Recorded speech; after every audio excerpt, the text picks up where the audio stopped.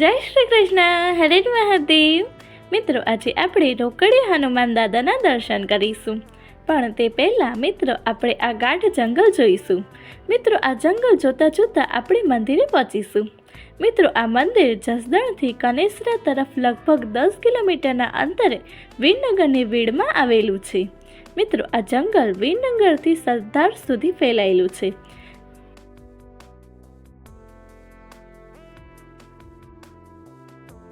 મિત્રો, આ નદી છે, તેના ઉપર ચેક ડેમ બાંધવામાં આવેલો છે.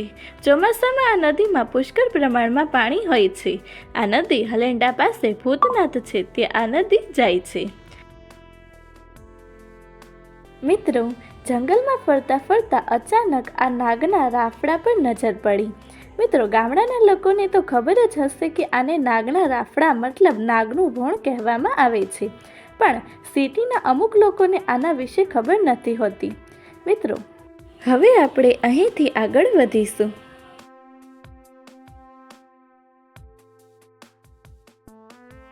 મિત્રો, આ વીડમાં લગભગ 3 થી 4 હજાર જેટલી પવનચક્કી લગાવવામાં આવી છે. મિત્રો, ભૂપત બારોટિયા વિશે તો તમે સાંભળ્યું જ હશે.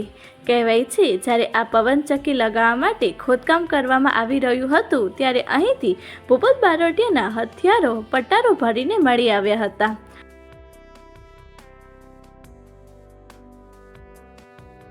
મિત્રો, આગળ ચાલતા આ એક અનોખું ઝાડ જોવા મળ્યું, જેમાં 2 ઝાડ અલગ અલગ જાતિના છે પણ એકાબીજાથી વીંટળાઈને એક થઈ ગયું છે. મિત્રો, આવા અનોખા ઝાડ તો જંગલમાં જ જોવા મળે.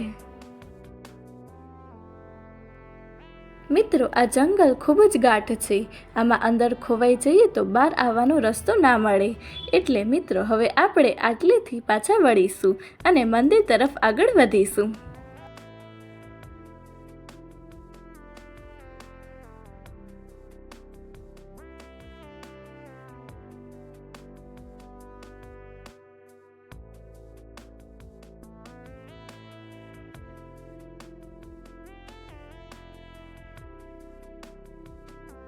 મિત્રો, આપણે ફાઇનલી રોકડિયા હનુમાન દાદાના મંદિર સુધી પહોંચી ગયા છીએ. મંદિરની અંદર જઈને આપણે દાદાના દર્શન કરીશું.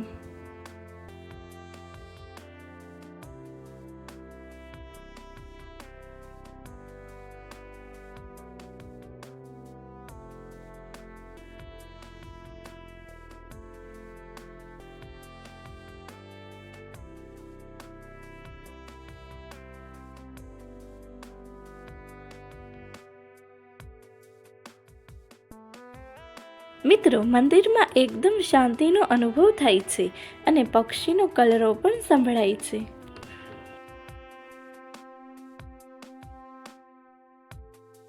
મિત્રો, તમે દર્શન કરી રહ્યા છો રોકડિયા હનુમાન દાદાના. મિત્રો, તમે આ જે દીવો જોઈ રહ્યા છો તે અખંડ ચાલુ હોય છે.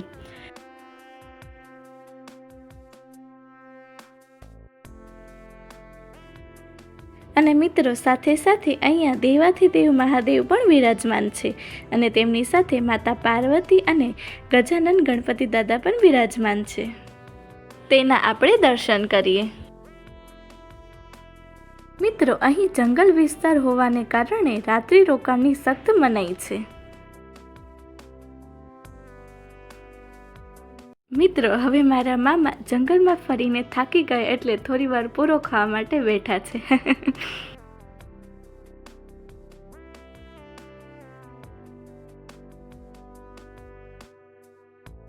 મિત્રો, આ મારા મામા સાથે જે દાદા બેઠા છે તે અહીંયાની સાર સંભાળ રાખે છે. બહુ જ વ્યવસ્થિત કામ છે દાદાનું. આ દાદા માલધારી સમાજના દાદા છે. બહુ જ ભાવ ભક્તિવાળા દાદા છે. મિત્રો, આ દાદા અહીંયા આવવાવાળા ભક્તોનો આદર સત્કાર સારો કરે છે. મિત્રો, મારા મામા થાકી ગયા એટલે દાદા સાથે વાતો કરવા માટે બેસી ગયા.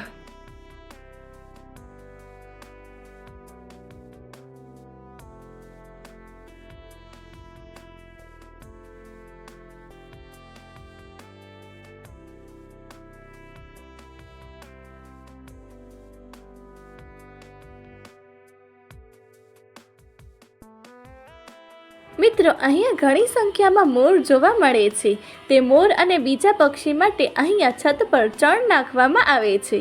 મિત્રો, અહીંયા બેસવા રમવા માટે વિશાળ જગ્યા છે.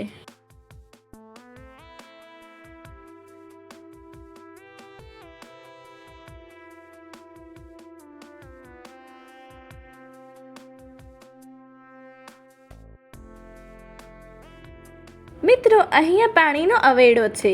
તે અવેડામાં જંગલી જાનવરો પાણી પીવા આવે છે, જેમાં હરણ, નીલગાય, સાબર જેવા પ્રાણીઓ હોય છે.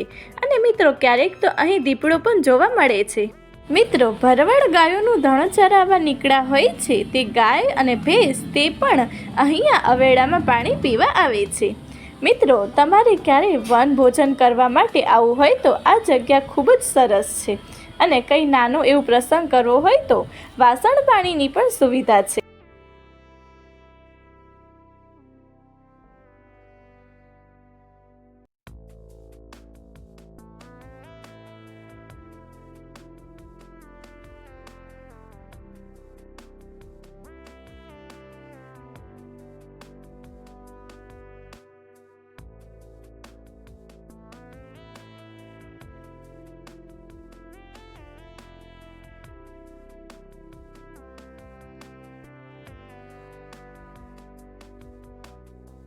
મિત્રો, અહીંયા હવન કરવો હોય તો પણ બહુ જ સરસ જગ્યા છે. અહીંયા બેસવા માટે બાકડા પણ મૂકવામાં આવ્યા છે.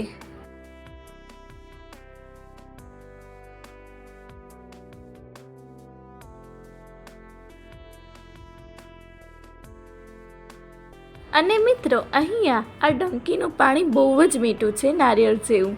તો મિત્રો, તમને મારો આ વિડીયો ગમ્યો હોય તો આ રોકડિયા હનુમાન દાદાની જગ્યાની મુલાકાત અવશ્ય લેશો.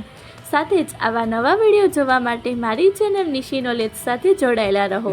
અને મારી ચેનલને લાઈક, શેર, સબસ્ક્રાઈબ અને કોમેન્ટ કરવા નમ્ર વિનંતી.